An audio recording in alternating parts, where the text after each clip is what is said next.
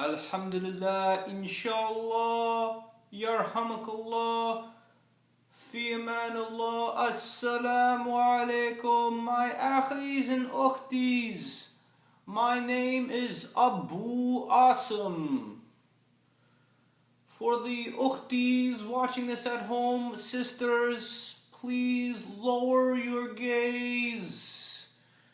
You can listen to me, but don't stare at me. I mean, just look at your keyboards throughout this lecture or something. The reason why we're doing this today is because today's youths are so corrupted. They don't even know how corrupted they are. They wake up corrupted. They go and eat breakfast corruptedly. They go to school corruptedly. They even fall asleep in a corrupted state. We need to fix this, yani brothers and sisters. Wallahi, yani we need to come together, and I think the main problem is that the youth, they don't know who to turn to when to ask their Islamic questions. So they just go to anyone that has, a long beard, mashallah. So they go to Shaykh so-and-so or Maulana so-and-so.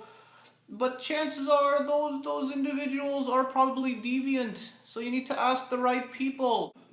Other people, they go to Google. The Google, and then they go on the Google and they start typing things.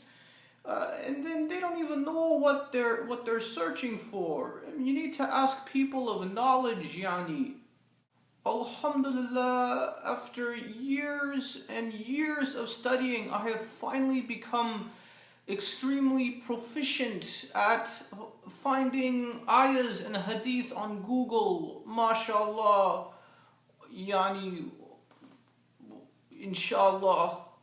I actually read some questions on YouTube comments, and inshallah now I will attempt to answer them the best way I can, using my skills. Alhamdulillah. We have the first question here from the United Kingdom, from sister the ukhti, the sister Nadia. She says, I am nearing the end of my cycle. When should I start praying? Sister, this question doesn't really make much sense. I think you need to work on your punctuation. It seems like you're talking about two different things here. If you're nearing the end of your bicycle, you should procure a new one. It's unsafe if your bicycle is on its last legs. And when should you start praying? Pray now, sister. There's no harm. And maybe you should pray for a new bicycle, inshallah. We have another question here from the United States, from Houston, from Brother Uthman. Do I lose my wudu if I see a picture of someone passing wind, or as they say colloquially, of farting? Yani, Brother Uthman, it really depends. I mean, if it's a cartoon, you shouldn't be looking at cartoons anyway. Cartoons are haram. And if it's a photograph, it depends. If I see two people laughing in a photograph, I start laughing. If I see them crying, I start crying. So if they're passing wind or if they're farting, then brother, you should do your wudu.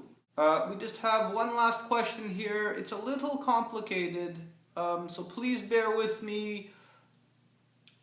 My grandfather has been in the hospital for several months and he might pass on soon. I'm sorry to hear that, brother. He is a convert and so is my dad, but my dad's three other brothers are Hindu, Buddhist, and Rastafarian. They each have a wife. I have 3 Hindu cousins, 2 Buddhist cousins, and no Rastafarian cousins. I have 2 older brothers, one is married, one is divorced, and an older sister who is looking for a man. My father is balding and losing hair. My mother used to be on the track team when she was a child. I was wondering how the inheritance will be divided up when my grandfather passes away. That is a very complicated question. I'm going to try to look this up for you through Google, and I think my Google is down, so I will answer with Allahu Alam. Actually, sorry, hang on, scratch that. It is working, and I think the answer is haram. That's just what comes up. I'm not sure why. Those are all the questions that we have. If you have any more questions, feel free to put it in the YouTube or Facebook comments, and I will try to answer them in the next video, insha'Allah. Enjoy the last few days of Ramadan. Assalamu alaikum.